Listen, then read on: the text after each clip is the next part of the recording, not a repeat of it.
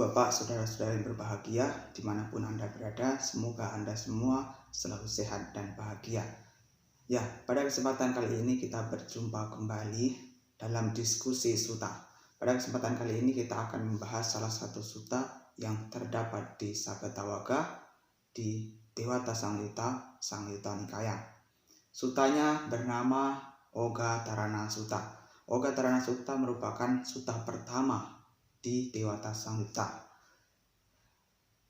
Bagaimana isi dari Oga Tarana Sutta? Mari kita simak bersama-sama. Oga artinya adalah banjir. Tarana artinya adalah menyeberangi. Sutta khotbah. Jadi Oga Tarana Sutta berarti khotbah tentang bagaimana menyeberangi banjir. Seperti kita tahu bahwasanya banjir adalah sesuatu yang tidak kita kehendaki. Karena datangnya banjir pasti akan membawa pada penderitaan dan kerugian. Sama di sini, apa yang disebut banjir oleh Sang Buddha juga mendatangkan pada penderitaan dan kerugian. Bahkan oga di sini atau banjir di sini bisa menjadi perintang seseorang untuk mencapai kesucian. Oga yang dimaksud Sang Buddha di sini sesungguhnya bukan banjir yang kita pahami sebagai air yang menggenang, yang menyebabkan kita tenggelam atau yang lain sebagainya. Tetapi banjir di sini adalah banjir yang dapat merintangi kita di dalam mencapai penerangan sempurna. Karena kalau kita tidak bisa membasmi atau menyeberangi banjir ini, maka kita tidak akan sampai di pantai seberang. Kita akan terus terlahirkan kembali dan terus mengembara di alam sangsara sehingga kita tidak bisa mencapai kesucian. Terdapat 4 oga. Yang pertama adalah kama oga.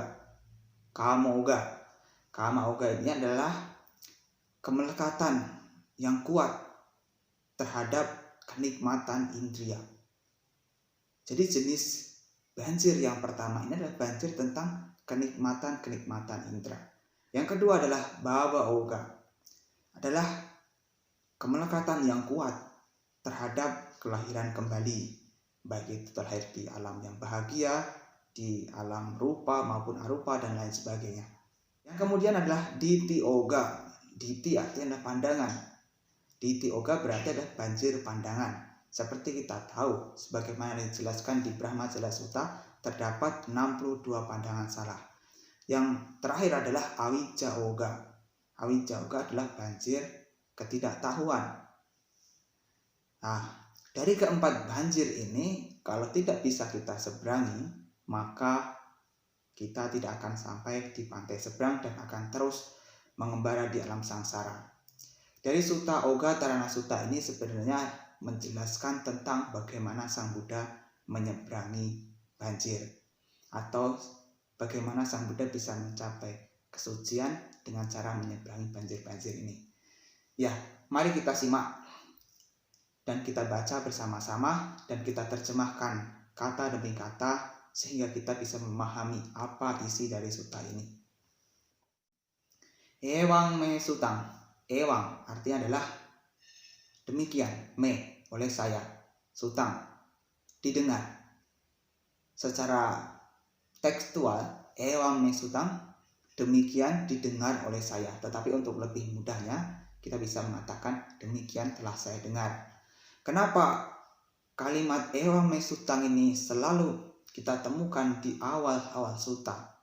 Kenapa alasannya? Karena di konsili pertama sutta-sutta ini diulang kembali oleh Biku Ananda. Bante Ananda ini yang merupakan bendahara Dhamma yang menyimpan atau mengingat baik-baik ajaran-ajaran Sang Buddha, sehingga setelah Sang Buddha wafat di acara konsili pertama, beliaulah yang mengulang seluruh Dhamma dan beliau selalu mengawali dengan kata ewang me sutang, demikian telah saya dengar. Ekang samayang bagawa. Ekang satu, samayang waktu. Jadi ekang samayang suatu ketika. Bagawa Bagawa yang terberkahi, atau Sang Bagawa atau Sang Buddha. Sawati yang wiharati. Sawati adalah nama kota. Wiharati tinggal atau berdiam. Jadi ekang samayang Bagawa sawati yang wiharati. Pada suatu ketika Sang Bagawa berdiam di kota Sawati. Jetawane anatapindika sarame. Jetawane.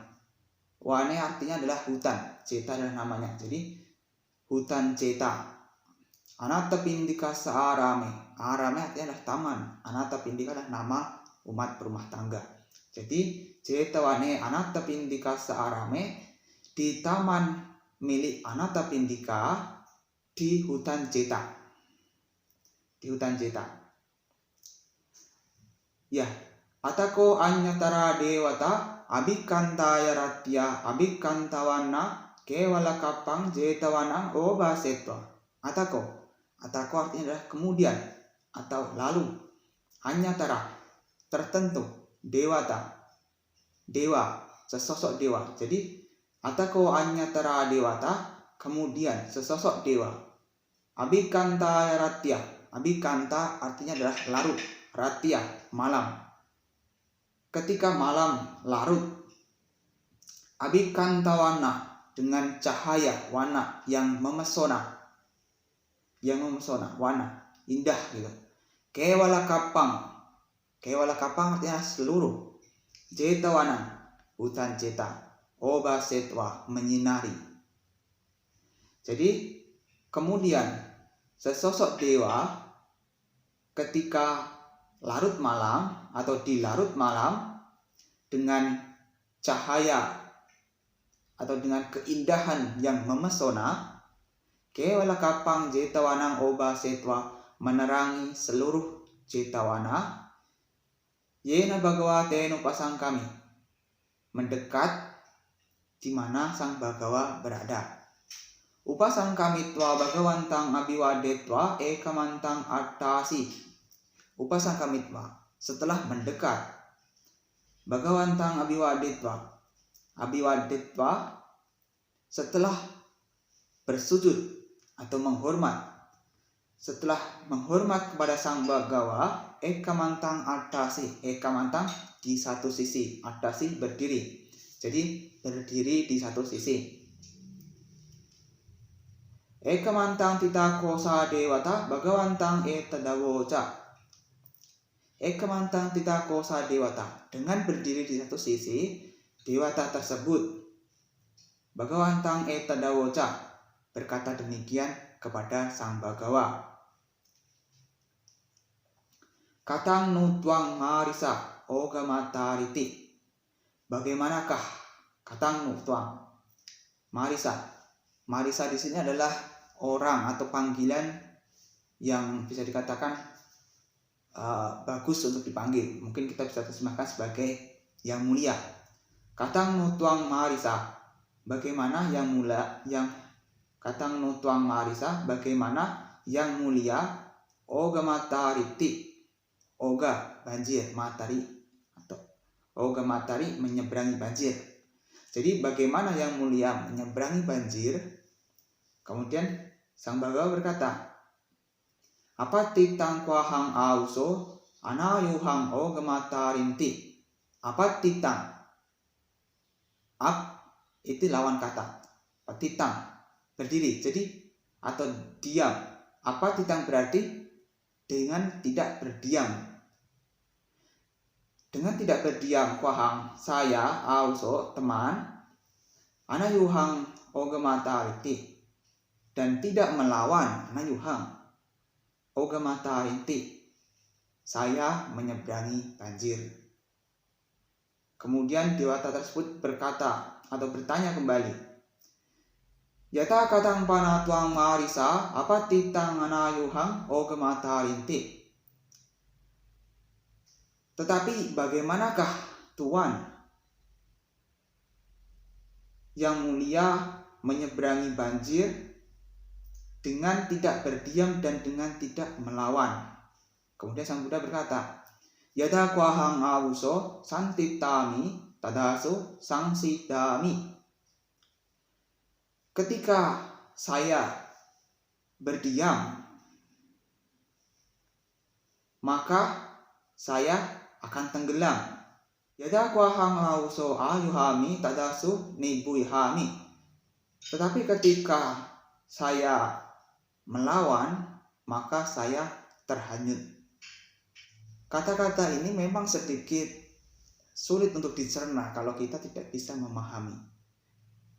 Bahkan dewanya sendiri juga agak pusing, kok begitu menyeberangi banjir tetapi dengan tidak berdiam dan dengan tidak melawan. Maksudnya apa? Sebenarnya maksud dari tidak berdiam pada saat menyeberangi banjir artinya dia tidak hanya diam tanpa berusaha untuk mencapai pencerahan. Dia hanya suka menikmati kenikmatan-kenikmatan indera dan suka menikmati rintangan-rintangan yang sesungguhnya menjadi penghalang mencapai kesucian, tapi dia malah menikmati itu. Dia tidak berusaha untuk mencapai kesucian tersebut. Makanya Sang Buddha mengatakan, saya tidak berdiam. Kalau dia berdiam, maka Sang Buddha tidak akan mencapai kesucian. Karena kalau Sang Buddha hanya berdiam, itu berarti Sang Buddha hanya menikmati kenikmatan saja tanpa memerlukan perjuangan. Tetapi Sang Buddha berjuang untuk mencapai pembebasan tersebut. Kemudian apa yang dimaksud pernyataan saya tidak melawan? Arti dari melawan di sini artinya kalau dalam perjuangan tersebut terlalu ekstrim sehingga menimbulkan praktik yang dapat menyiksa diri, itu juga tidak akan membawa pada pencapaian. Oleh sebab itu sebenarnya ini adalah pernyataan bagaimana Sang Buddha ingin menunjukkan bahwasanya cara beliau untuk mencapai kesucian adalah dengan cara middle way atau majjhima patipada, yaitu jalan tengah. Tidak mengambil ekstrim yang satu dengan cara menikmati kesenangan indrawi dan juga tidak mengambil ekstrim yang satu dengan cara menyiksa diri. Itulah mengapa di khotbah pertama di Dhammacakkappavattana Sutta Sang Buddha juga mengajarkan bahwasanya kama sukhalikkhanu yoga atau pemuasan nafsu terhadap kesenangan sensual atau kesenangan indrawi itu adalah ekstrim yang pertama yang harus ditinggali. Kemudian Attakilamatthana yoga atau praktik penyiksaan diri itu juga merupakan ekstrim yang kedua yang seharusnya juga ditinggalkan. Oleh sebab itu di sini sebenarnya juga menunjukkan bahwasanya Sang Buddha memperoleh atau mencapai kesucian menyeberangi banjir dengan cara jalan tengah. Mari kita lanjutkan. Ewang kwahang auso apatitang anayuhang ogemata inti. Ewang demikian kwahang saya auso teman apatitang anayuhang ogemata inti. Menyeberangi banjir dengan tidak berdiam dan dengan tidak melawan. Kemudian sebagai responnya dewata tersebut membalas dengan syair berikut. Cirasang matapasami brahmanang parinibbutang apatitang anayuhang tinang loke satika. Cirasang, setelah sekian lama, wata hanya menegaskan, pasami melihat. Jadi setelah sekian lama saya akhirnya melihat brahmanang parinibbutang, seorang brahmana. Brahmana di sini bukan berarti pendetanya di agama Brahmana atau di agama Brahmanisme, tetapi Brahmana di sini adalah orang yang telah mencapai kesucian, yaitu Sang Buddha sendiri atau para arhat. Parinibbutang yang telah padam, yang telah memadamkan. Jadi Brahmanang parinibbutang di sini adalah seorang Brahmana yang telah padam sepenuhnya. Apatitang anayuhang tinang loke wisattika. Dengan tidak berhenti dan dengan tidak melawan, Tinang Loke, yang telah menyeberangi Wisattika, kemelekatan Loke terhadap dunia.